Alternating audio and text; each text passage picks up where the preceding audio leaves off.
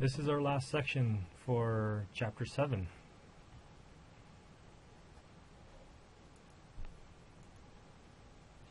So the idea here is to find confidence intervals for standard deviations or variances. And in that process, what we'll do is we'll introduce a new distribution called the chi-square distribution. Towards the end of this section, we're also going to be talking about how to estimate find a sample size to estimate a population standard deviation. But I'm just going to show you the table and talk about one quick problem. So the requirements for this particular section is to make sure that your sample is simple and random, and your population has to be normally distributed. So this is a definition that the book gives of the chi-square distribution. And this chi-square distribution is not really a formal definition. It's more of a description of the distribution. The real definition can be found if you search the web or look at Wikipedia. Some complicated looking definition, the PDF is what we'd be looking at, and it involved this gamma function again, like the t distribution did. Fortunately, we don't have to know or remember that. What is important is that there are some properties for the chi-square distribution that we should remember, and here are a few of them. The distribution is not symmetric. It's usually skewed. It's skewed to the right. Now, as your degrees of freedom gets larger and larger, it becomes more and more symmetric, but it technically never does get perfectly symmetric like the bell-shaped curves that we've been studying. Chi-squares can be zero, and they're mostly positive, but they can never be negative. If we look back at the drawings over here, it touches a zero at zero, but everything else goes on the positive. There's nothing that would ever exist on the left side of zero in the chi-square distribution. The chi-square distribution has a different graph for each degrees of freedom, much like the t-distribution. And again, like the t-distribution, as the number increases, it looks more like a bell-shaped curve, which is going to be our normal distribution. And for us, we're going to look at table A4 to find the chi-square distributions, or the values for the chi-square distribution.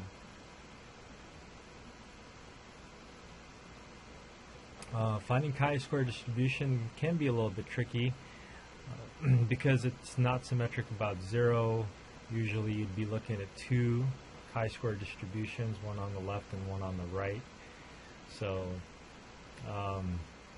for example, if you want to be at a 95% confidence, you would have two tails where the 0.05 will get distributed, and each of those will have an area of 0.025.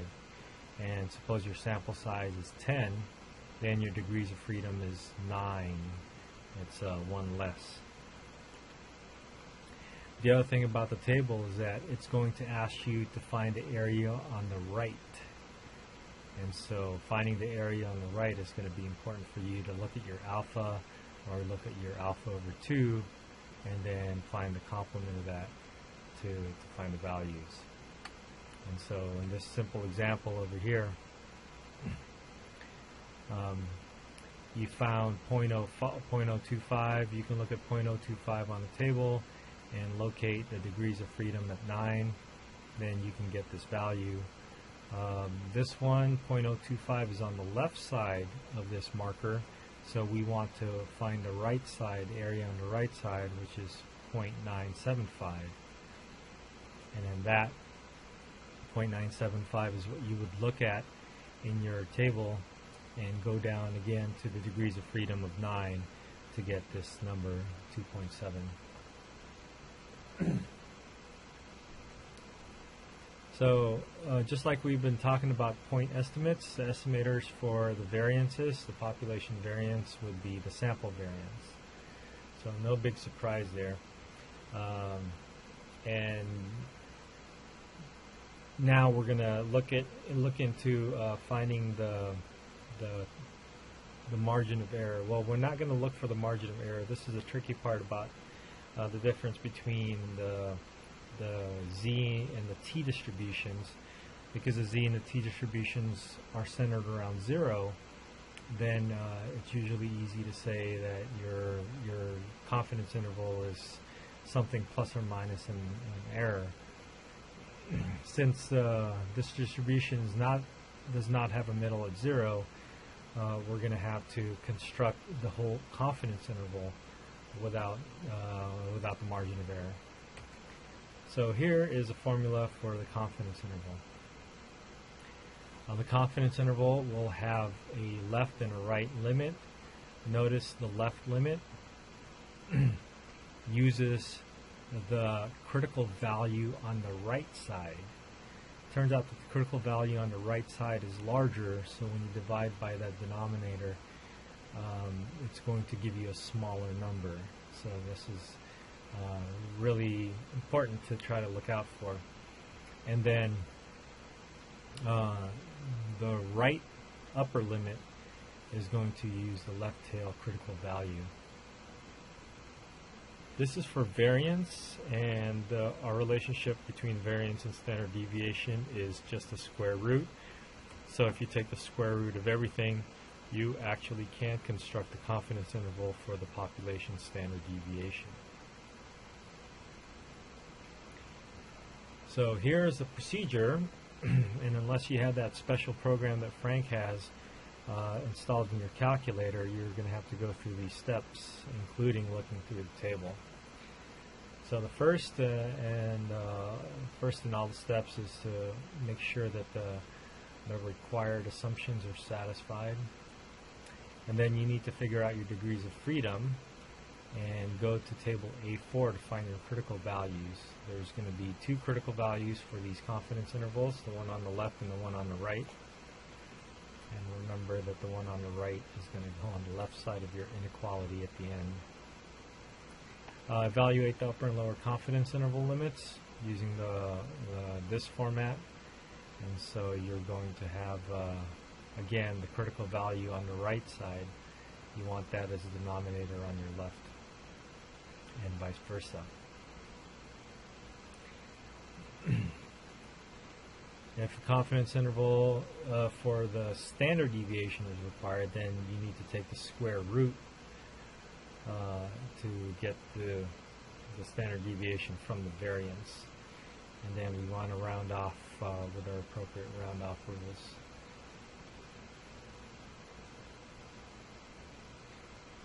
Okay, this slide is in all the sections. You just don't want to compare overlapping confidence intervals. Let's go do an example.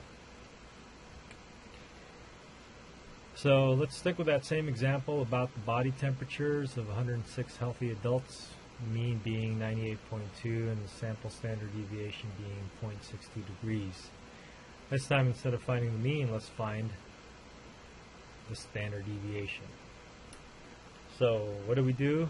Like in all word problems, we're going to collect the information given to us in our paragraph.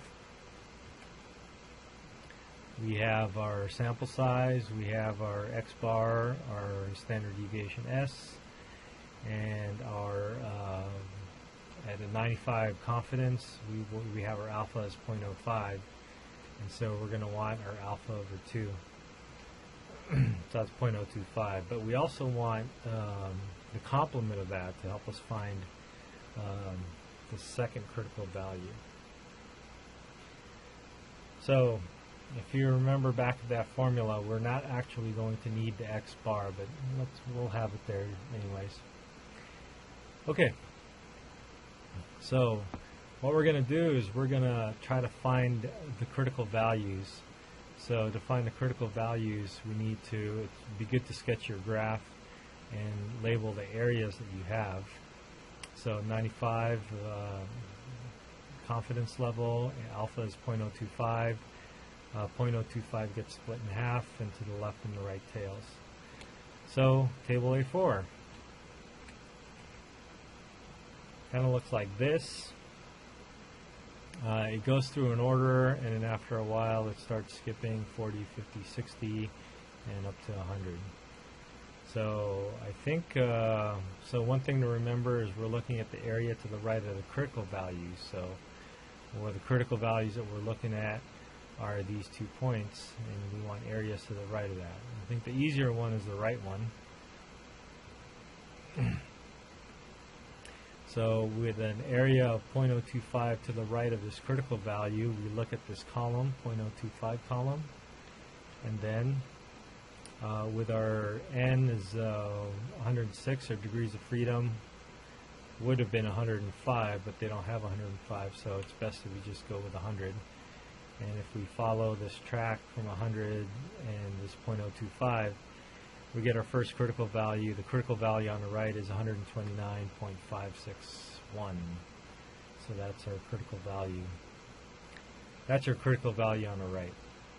Critical value on the left, on the other hand, is going to need the complement of 0.025, which is 0.975.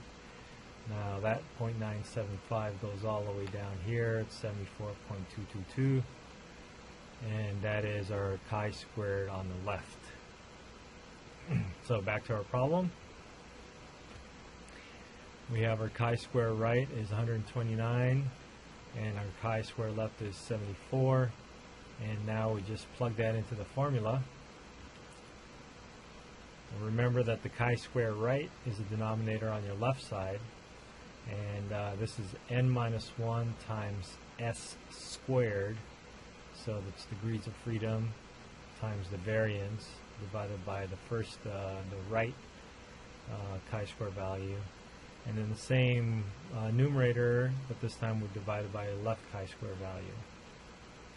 So if we're looking for the variance would be 0.31 to 0.54. If we're looking for the standard deviation, as we are in this case, we take the square root of those, and we get 0.56 and 0.74.